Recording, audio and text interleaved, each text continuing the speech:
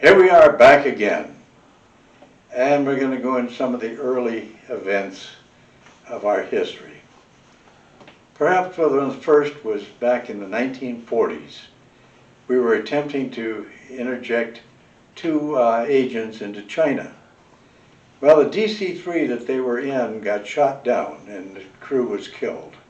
However, the agents, Downey and Fectow, became captured. And he spent 20 years in a Chinese prison before Richard Nixon went to China and admitted they were Americans, and they were simply released. Now, what their disposition was after that, I have no idea.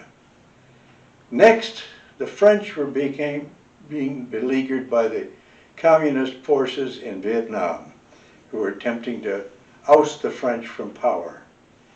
They had fire bases in Dien Bien Phu, and they had C-119s to resupply them.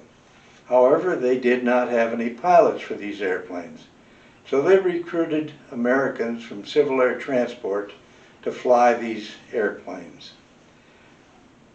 The C-119 was a great airplane for airdropping, but it was slow and an easy target for all the anti-aircraft fire the communists had down there in the valley and on the hillsides. Many of the things picked up an awful lot of shrapnel holes, except for one terrible day. Wallace Buford and James McGovern, who were legendary in their exploits, particularly James McGovern, was commonly called Earthquake McGoon, after a character in the comics. They took fire, and the left engine was shot out, and they had a lot of other holes in the airplane, and it was no longer able to fly. So it staggered across the border into Laos before crashing. And the crash killed both the cockpit crew, but the loadmasters in the back survived. And the painting here by Bass also hangs in Langley, Virginia, in CIA headquarters, along with fragments of the airplane that were recovered. But those weren't recovered until the 2000 era.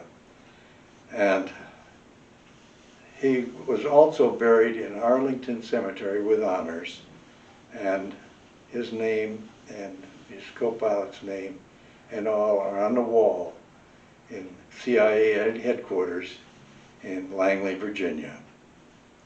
Thank you.